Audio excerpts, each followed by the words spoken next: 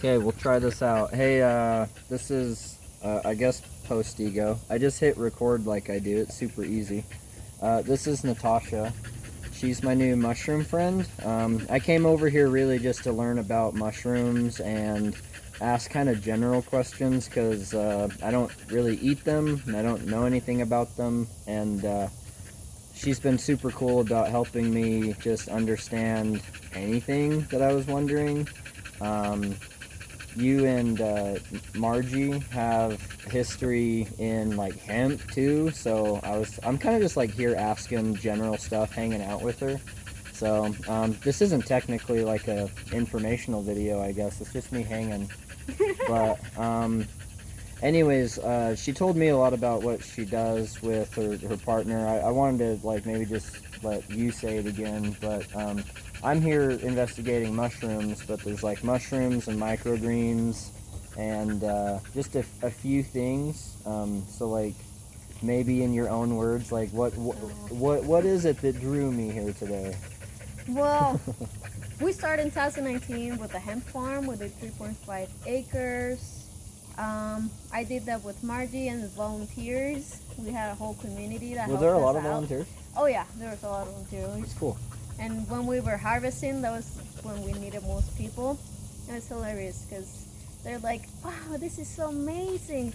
And I feel so great walking here. I'm like, of course, it's weed. It smells great. Well, and yeah, hanging out in like the orchard farm Yeah. kind of thing, but then it also is like It's this like all wonderful cannabis. It smells, it's cannabis. It smells like medical cannabis. It looks like medical cannabis and it tastes like medical cannabis. Yeah. It just doesn't have the THC percentage. Yeah, it's like less than 0.3%, right? Yeah, That's what you have it's illegal. to do. Yeah, so, and then out of that came the mushrooms. Because we had a lot of hemp stalks. Yeah. And a lot of people were burning them, which I don't know that I like to burn. I mean, I like to burn stuff. Right? Sure. But, yeah. but not because of waste, right? Yeah, you wanted to like use Yeah. the product and Yeah. even the why am I blanking on that word? The after product, the excess. Yeah, what can I do with my trash?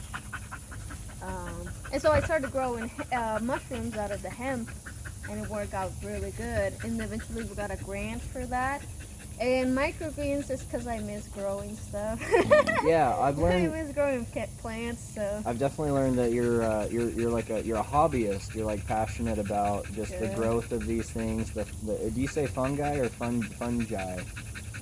I just say What's- mushrooms. Mushrooms. Yeah. Oh, okay. But fungi so, and fungi. Just mushrooms. Real quick, can I break some of that in my fingers Yeah. again for Just like? don't grab the blue stuff. Yeah. You can grab the white stuff. The mycelium is cool.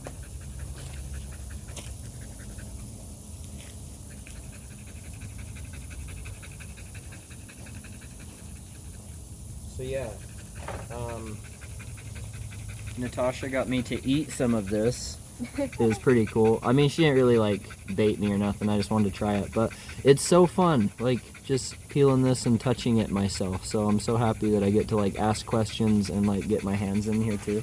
So that's mycelia, what you're touching, and that's the actual mushroom. So in reality, what we call mushroom is the fruiting body of the mushroom. Does that make sense? Yeah, like so we're kind of like focused on the cap part, right? Yeah, and But that's like the flower of the plant. Yeah, right? okay. That's not the plant. So it's the same with mushroom. What we call mushroom is actually the flower, reproductive, and the mushroom is actually the mycelium. Yeah. So like, she hooked me up with some blue oysters for my birthday. But you're talking about this, right? Those are gills, yeah, of the blue oyster, and this is like the cap. Yeah. And so they release spores through here. It's actually really cool. So I'm nibbling on like kind of this, right? Like the almost like the body you're of it. Or... nibbling. No, this is the fruity. So you're nibbling on like the stuff below the Oh, ground. clear down here. Yeah, Okay. the mycelium, which is like the stuff that's below. And so the mycelium here, you can see my gift. It's super cool, and it's still got a little bug friends on there. I like it. It's like it's straight out of the dirt. It's so cool. So like, sorry, I gotta like rein myself in.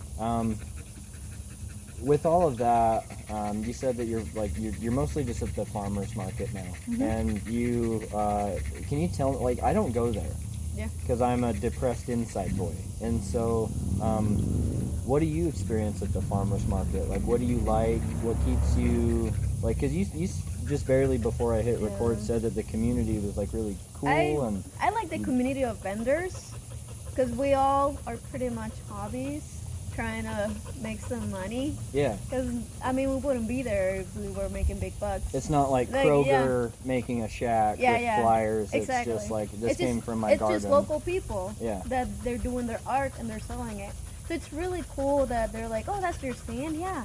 Oh, what do you do? Wow, that's so pretty. Like, that's so awesome. What do you do? Oh, I grow hemp.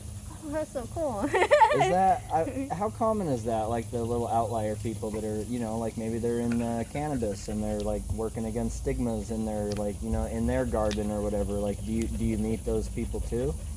We meet some people that they're like, yeah, I've been wanting to grow, or I live in Oregon and I grew, or this and that. Like, they just need more information. Either out.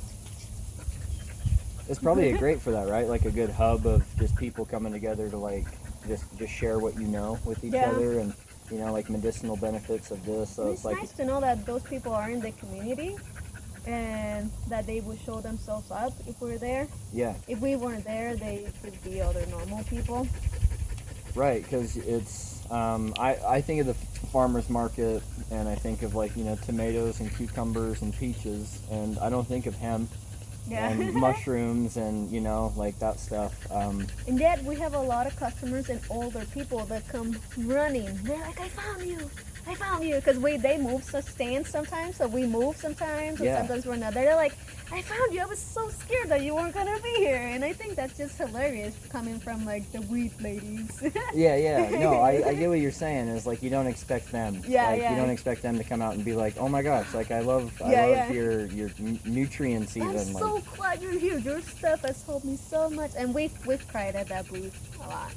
Well, so. I think the conversation in your wheelhouse before, from what I've gathered, it was mainly around CBD, right? And CBD was like, it still is. I always talk about like my mom and her generation and stuff, but in her generation, they're totally fine with CBD. Yeah. Like the CBD fight's kind of over. They're cool with taking a gummy, I think, for the most part. Like they're not afraid of that. They're still scared. But but is it because they think that it has like THC in it, or is it just because it's like a weed thing? Because it's like, cannabis. It's just cannabis. It's cannabis and the stigma. So there's a lot of people that come scared, and there's a lot of people that come around like 5 times, and then at the end of the day, they're like, I've been looking and I've been thinking, I just want to... As soon as their wife's in the car, they're like, hey, I have a question about these gummies.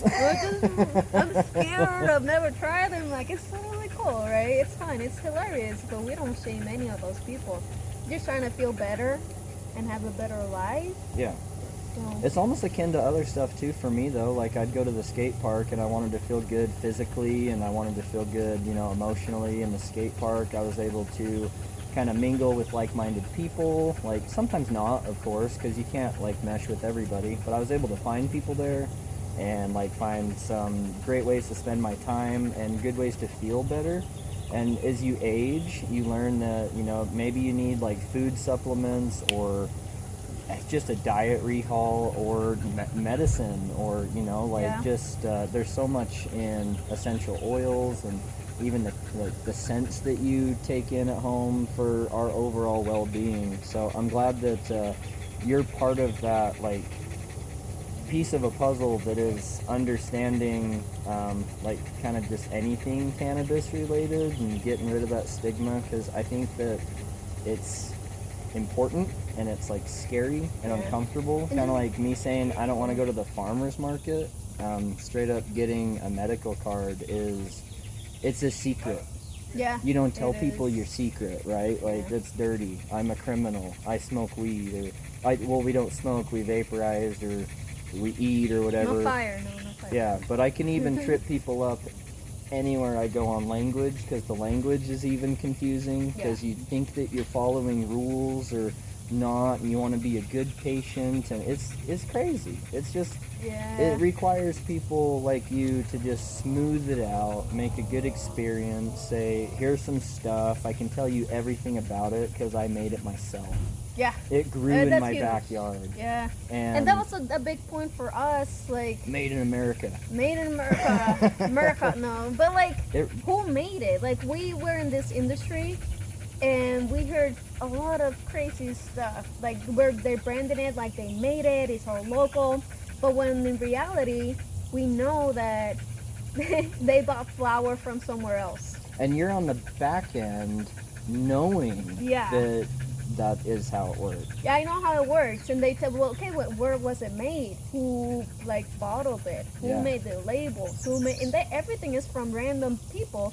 And they just put it all together and say, I made this. Yep. No, it's interesting. You can get a lot of just part-time jobs and learn that stuff even. Yeah. Like you can go work in a plastics manufacturing place or a production site that makes lids and labels and this, and it's all just, it's all over the place. So having something, and I was being like a little bit of a smartass, but not. Nope. That's what that used to mean in times of war and conflict and uncertainty and not really knowing where things are coming from because you don't have enough time in the day, sort of thing. Yeah. The Made in America was like, I understand where this comes from. I appreciate the people who made it.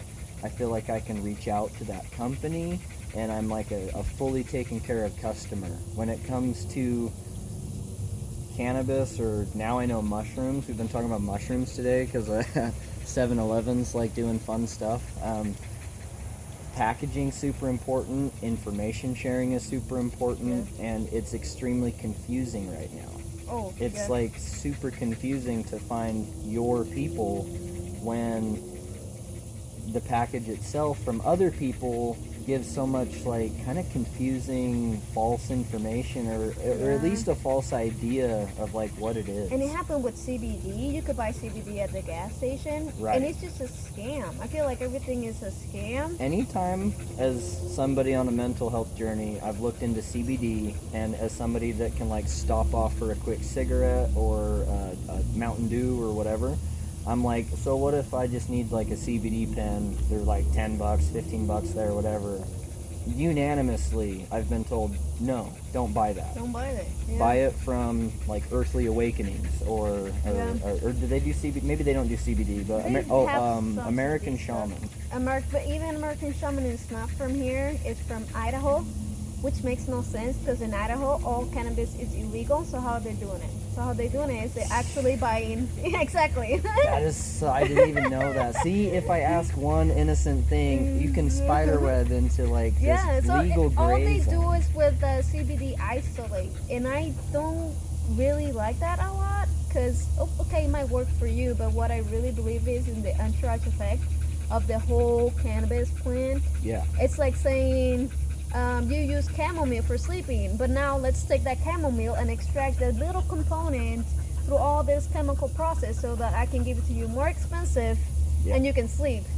But you know, My- like you could just use chamomile. Like My what's the problem? experience with specifically cannabis is anything capturing the essence of the whole flower itself is the best product. So, like Rick Simpson oil gummies capture what it's like to just have flower, live resin carts, like things that just, they're not focused on pure extract of this solitary thing, load it with sugar and pectin, and then throw it in their Yeah. mouth. Like, it's super weird. It's hard to get educated. I've had a hard time asking questions from companies because they're hard to get a hold of.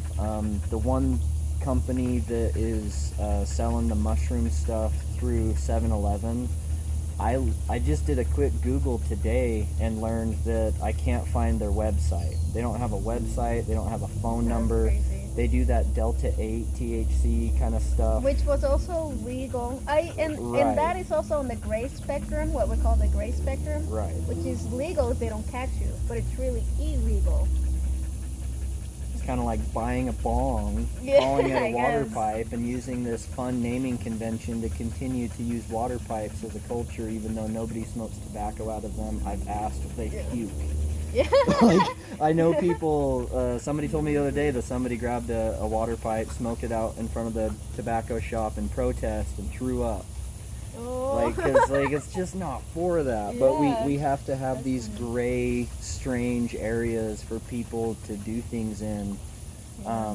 What do you think of this, like, speaking of packaging and, you know, being able to approach Natasha at the farmer's market versus, you know, the leading form of microdosing now offered at 7-Eleven that quite literally has, like, you can get psychoactive stuff we talked about and learned. It is legal. The thing that's so questionable with me on that stuff is, like, I don't have any issues with people using mushrooms for recreational fun. I don't have those corals at all. But I do think that if you can refine the process and have some regulation and some people looking over the shoulder that have care and consideration towards that project, you can get, like, good shit. Like, Yeah. do you think that this stuff in 7-Eleven that is nootropics and there was reishi, was that one of them? And Yeah. shiitake So and lion's reishi, mane. shiitake, lion's mane. Those are really beneficial mushrooms. Yeah. But But they're selling them as an extract in a gummy form Yeah. there, and they're saying calm, trip out, like dream heavy, whatever it is they're putting on the Yeah. package is called, like, kaleidoscope. You know what I mean? That's not to give you an active, healthy mind and to increase blood flow. yeah. They're not marketing it that way, but No, it's at kind a of gas what it is. station. Yeah, it's kind of weird. It's just weird. It messes me up at the gas stations when they're selling stuff because they did the same thing with CBD, Yeah. and they're like it's cannabis, it's hemp, but they didn't have how many milligrams. Like a lot of my customers, they're like, I bought some from the gas station, and I'm like, oh, how was it? It didn't work. I'm like, okay, so how many milligrams? Because they don't know that their Yeah. gummy has 150 or their tincture They or just don't something know. because CBD is so big. And Yeah, and it's okay. So how many milligrams does it have? Oh, I don't know. What kind? Is it just isolate, distillate, It's blueberry. spectrum? blueberry. Yeah, they just don't know. And the people out there take advantage of that, and they put words pretty enough for normal people that don't know, they're not informed, to like just make them buy them. I 'Cause think that's the most important part is, like, you really don't want to fall into a money trap when you're Yeah. trying to get something that is technically medicinal. Like, you're trying to feel better with this thing, right? yeah, And you can go to the farmer's market and find people like Natasha Find your local- and Margie and other people. You know, there's hemp people out there, but it's like you're still actively working in it. And I just think that the comparison and the contrasting between you and a 7-Eleven microdose mushroom gummy, there's just the entire world of difference. it's huge. And if we can focus on that difference and kind of become aware of it through conversation and education and comfort and I think that's huge comfort, being comfortable asking questions and being yourself, then yeah, you're not going to get stuck with, like, a really shitty deal. Yeah. Something that really doesn't work, you overpaid for it, it dampens your image towards what You they're won't ever playing try off it again of. because you Yeah. think you're wasting money. You'll Yeah. never come out here and just break them apart with your fingers if you're only doing gummies at the gas Yeah, station. and even if I did like psychedelic gummies, I would not just sell those at Walmart or gas station. I would actually sell them personally, and you'd be like, sit with me. What do you need? How do you plan to use this? Like, what's your goal? I like that famous comedians, especially, like I know Tom Segura and Ron White, for example, some big comedians. They talked about this shit years ago. Like, I went to a private facility and did an ayahuasca trip, and I had caretakers and a game plan and this. It's so easy to get told that it's crazy that people are like, yeah, fuck it, I'll just get this at 7-Eleven. And, like, but then not, They don't prepare themselves. but then they don't even, like, push or appreciate or whatever, like, why they're even able to grab a quick gummy bag at the store is because of, like, this whole world of culture and question it, healing, and it's crazy.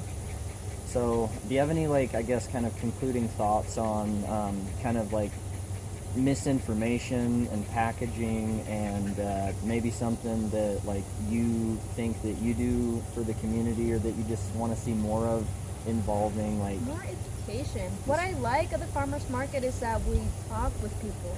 We're there. We're like real. Like fuck corporate.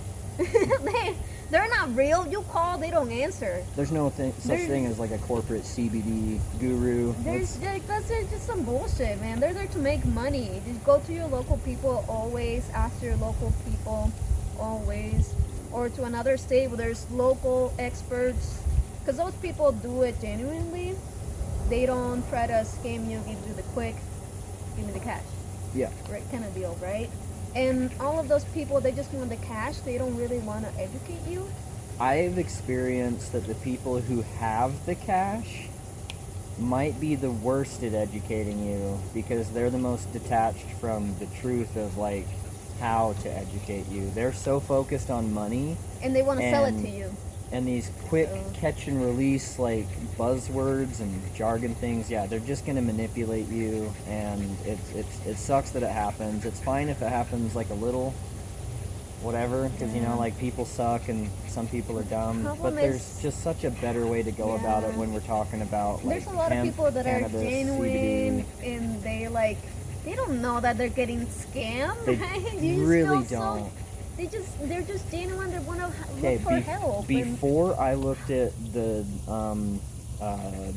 Amanita Muscaria, whatever. Yeah. So that one, that's the one that's in the trippy 7-Eleven bag. But the night before, the one that I looked at, that I like wrote that little thing on, I shared with you, I was looking at that and it didn't have that on there. Shit, I just lost my point. It's so terrible. It was. But it's the guy behind the counter that first night, okay? This is like I think nootropics the word. Sorry if I'm doing that wrong. But he was telling me, like, dude, I was seeing crazy colors, and like the walls were melting, and I couldn't drive, and I like, make sure you're home. And they're telling me what you just told me about Yeah. magic mushrooms. They're like, have somebody with you and stuff. And I'm like, looking at the package. You don't say nothing about that. I'm like, are you microdosing like vitamin C over here, telling me that you're like placebo tripping? Like, what is...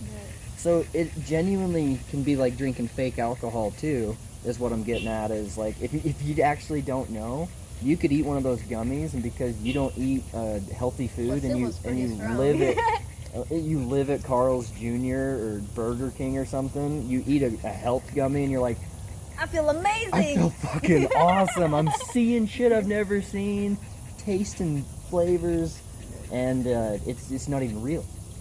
So like that actually, like, Mine is powerful. the second night I believed the dude because he showed me the ones with that different mushroom. Yeah, I'm an eater. And so I looked at that, and then I talked to my friends, and I'm like, okay, that one actually could make you trip out. But the first night, that dude, he did not have that one. And so it's Okay. just funny thinking that you could go and microdose on shrooms, and like, oh, I'm gonna be bad, and I'm gonna take 5 of them, and then be all silly for your friends, and then it's like, hey man, those aren't magic at all, actually. But I'm glad that you're taking care of yourself. Your immune system is great. Your brain health is improving. Skins never look better. Well, anyways, thanks so much just for like the casual powwow. For the sake of just not getting too tangential, because I'm like that, I'll just kind of close it. But super fun talking to you.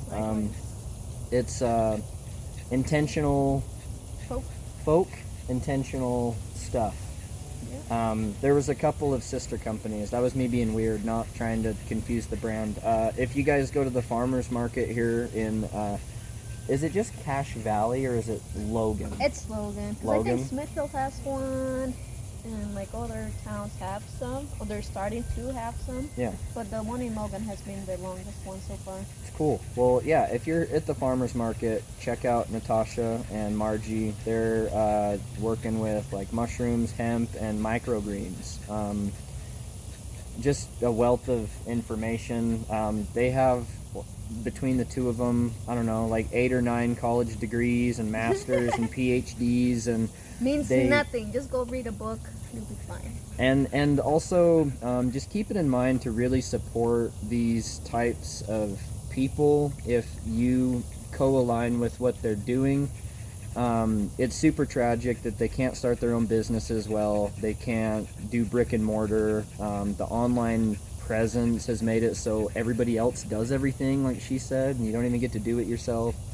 And if I can paraphrase, they couldn't make a business because basically where the money comes from is like, oh, that has to do with weed.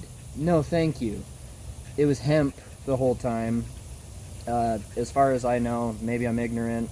People hate hemp because of an old school political discussion because it was a competition against gas or some other goods, and it was just the people who had money didn't want hemp taking their money. Yeah, So it pretty never much. was anything to do with